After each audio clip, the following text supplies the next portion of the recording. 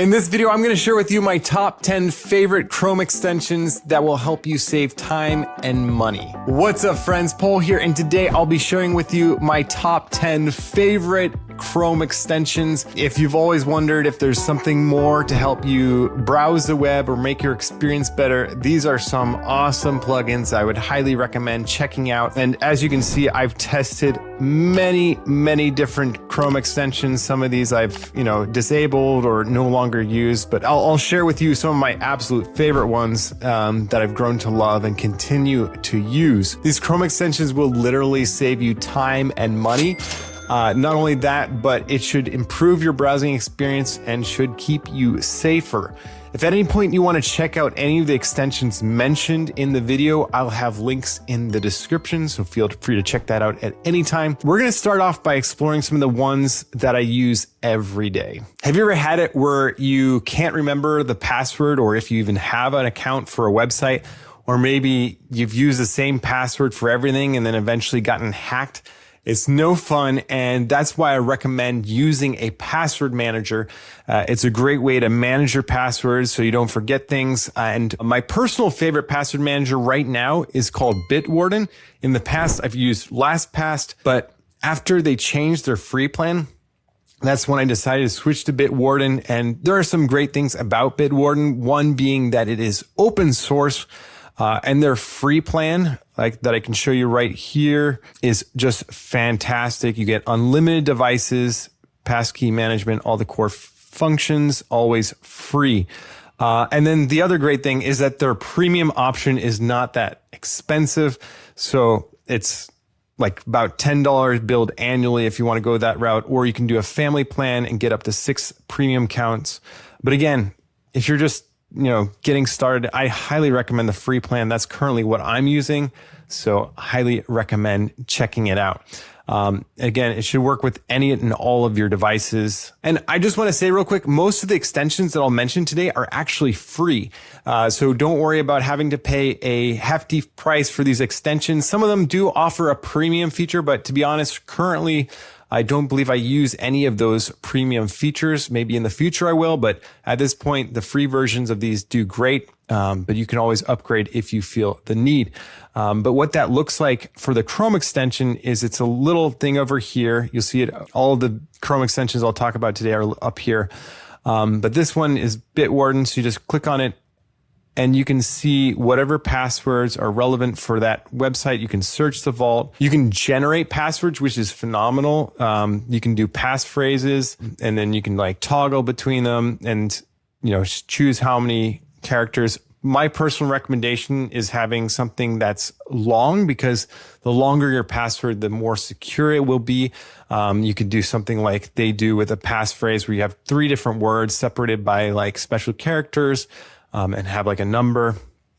But again, if you want uber just crazy, you can get these passwords that are just generated with these special characters, which I love. One of the things I look for when I'm looking at Chrome extensions is their ratings, and also how many users are using it. As you can see here, it's got 4.7 stars and 6.2K ratings. So you can see that it's well used and loved. So I think that's a good thing. And then obviously it follows the recommended practices for Chrome extensions is always a good thing to see. And you can see that it's created by the owner of the listed website. And it has a good record and no history of violation. So these are just some things to look for when you're installing Chrome extensions. But yeah, Bitwarden, one of my favorites. Before we continue on, I want to invite you to join the channel fam. Just hit that subscribe button down below. Thanks. Next up, video speed controller. Do you ever get frustrated that you can't control the speed of the videos you watch? As they say on their website, basically too long didn't read, faster playback translates to better engagement and retention. They quote that the average adult reads prose text at 250 to 300 words per minute. By contrast, the average rate of speech for English speakers is around 150 words per minute, with slide presentations often closer to 100 words per minute. As a result, when given the choice, many viewers speed up video playback to 1.3 to 1.5, around that. Its recorded rate to compensate for the difference. Many viewers report that accelerated viewing keeps their attention longer, faster delivery keeps the viewer more engaged with the content, and With a little training, you might end up loving it at even higher speeds, like 2 times plus.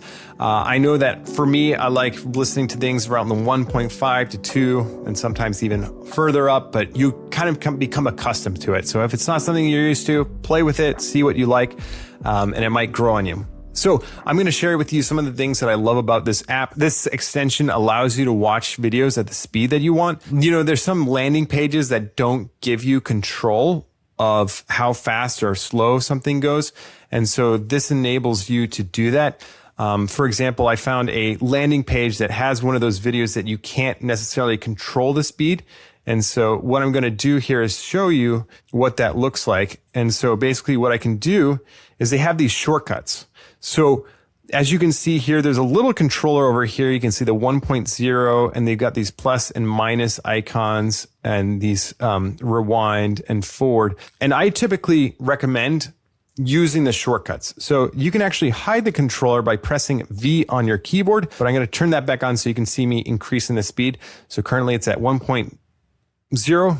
I'm going to press D and increase it by 0.25. And I do it again.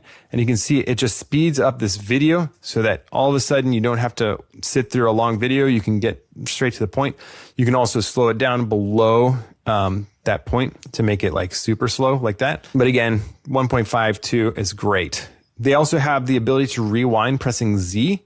So if there's a part of this video that you want to go back to, and with videos like this, you have no control. You don't have like the bar to choose from. And then you can fast forward pressing X. And then if you want to reset the speed, let's say you're going at like 3 times and you're like, oh, this is so fast. R is for reset. So hit R and you're back to 1.0. And then your preferred speed you can set in the settings, and then you just hit G, and that's what it is. It'll automatically go to that. And then let's just quickly dive into the settings themselves. As you can see, the shortcuts that I mentioned are right here. I would set this to about 0.25, and also your decrease speed. I think this was like automatically set to either like 0.15 or 0.10, but it just made it terrible because all of a sudden you got mixed numbers. But if you set it to like 0.25 up and down, it makes it super easy to go change the speed and not be worried about it. You can set how far back it goes when you rewind or go forward. Currently I have mine set to 10 seconds, and you can set your preferred speed right here, and you can change the opacity of the controller. Just gives you a lot of great options. I can hide the controller by default, which actually I might do because I don't really need to see it because I'm very familiar with the controllers now. This is a very simple extension, but I can't tell you how much I use and love this one. The page is right here, and as you can see, it's got 3 million users and 4.6 stars and 3.7K ratings. So another well-reviewed extension. Next up, momentum. So this is what I see when I come into Chrome or open a new tab. So I can show you what that looks like. It gives you the weather if you want. You can set that to your location. No, I'm not currently in Japan, but you can see the weather in Japan right now.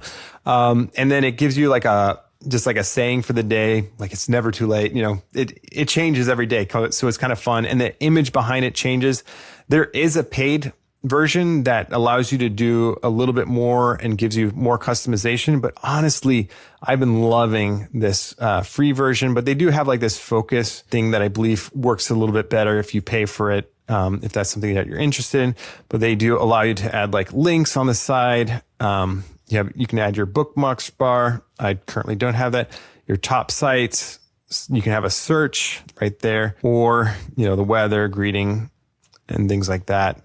So I love it. They see that, look, these are all the plus things. So if that's something you're interested in, it might be worth it. But honestly, I just love, you know, opening up Chrome and it not being like super distracting as soon as I come in. So something worth checking out for sure. This page, you can see there's 2 million users for Momentum, and it's got 4.5 stars, 13.7K ratings. Just amazing. I really love this app. Highly recommend checking it out. One of my favorites. Next up is uBlock Origin and Ad Blocker. So as you can see here, it's used by 34 million users. It's got 4.7 stars and 29.9K ratings. Well loved. And I can see why, because it is a phenomenal browsing extension that helps you block ads that you don't want to see. So for example, you might land on a site like this and you get these ads, these big banner ads, and just like ads all over the place. Actually, this is not as bad as I envisioned, but you know, there's ads all over most websites. And you kind of like forget about it after a while, but basically, this is without it on. You can see all the things that it's going to be blocking. We're going to turn this on, refresh the page, and you can see the power of it. You can even see the number of things that it's blocking. So currently it's 53, and sometimes that climbs depending on the site. No more banner ad. And then that section that had an ad in the middle is already eliminated. So it just cleans up your browsing experience. I highly recommend checking out uBlock Origin if you're getting frustrated by ads. Next up, I'm going to dive into some of the shopping apps that can help you save money. The first one is going to be Capital One Shopping. So you can see here it's used by 8 million users, got 4.8 stars and 14.2K ratings. Well loved, well received. And basically what this does is it helps you while you're shopping. If you find something cheaper, so let's say you're on Amazon and you're shopping for cookie cutters, because I know that's what everyone here is going to be shopping for in a little bit, but you can see that there's Capital One right here and it like looks at different sites. This one doesn't have many sites, but if there's other places that you can save money from, it'll show that there and you can take advantage of like a lower price if you see one. So just a great tool for that. Highly recommend. And the next one that I'd recommend checking out is PayPal Honey. So yeah, PayPal Honey. It's got 4.8 stars, 169,000 ratings, and then 19 million users. Well loved, great little app to help you save money. Very similar to the other one. It's got some unique features, like it shows you like the price, like especially for Amazon things, and you can watch for price drops, and it can kind of like show you a little bit of the price history of something. So a lot of things on Amazon, they'll go up and down in price. And so you can see what price things were, especially if you're in the market for a cookie cutter. You don't want to pay premium prices. You got to save the money. So this is a great way to save those money on those cookie cutters when you need them. So those are the shopping extensions that I'd recommend checking out. I use those a bit and love them. The next tool is great if you need to design things and you need to find out what colors being used on a page. I use this all the time. Like if there's a color like that I don't know the exact code for, or the client doesn't know his code for, it's great to go to their website or a place that they have it and just use the eyedrop. This extension is called ColorPick Eyedropper, and it's got 2 million users, 4.2 stars, and 1.2K ratings. So let's say I'm on a website and I really need to know what color something is. For example, let's say I need to know what color this blue is. I can click on the color dropper and then highlight over it. And then once I have the color that I need, I'll click. Then I can quickly copy the hex code or the RGB information and paste that into whatever tool I'm using, or quickly share that with somebody. So it's just a quick thing for you to like be able to grab something if you need it.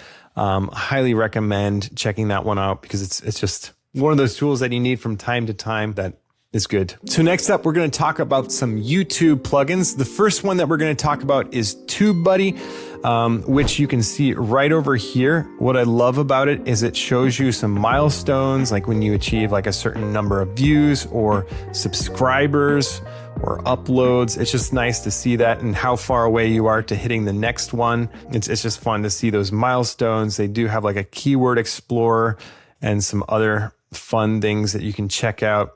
But honestly, what I use it mostly for is when I'm publishing a video or editing a video, like SEO related things. It's nice, as well as if I go to a video on YouTube, you can see a lot of details. This is vidIQ. I'll talk about that in a second. And this is ViewStats, another great thing. But this is TubeBuddy Video Analytics. So you're on any video. It doesn't even have to be your own. You can see some details, like how many views, likes, comments, creator suggested. So basically how many suggested videos shown at the end of the video are from the same channel. And then your SEO score, like how good is your SEO? so that you know some things that you can change and update, and it gives you insights into what could be improved. Like, for example, it looks like the tags in the title and description can be updated. So those are just some things that you can keep in mind. Looks like it loaded twice. That's hilarious. It loaded like 3 times.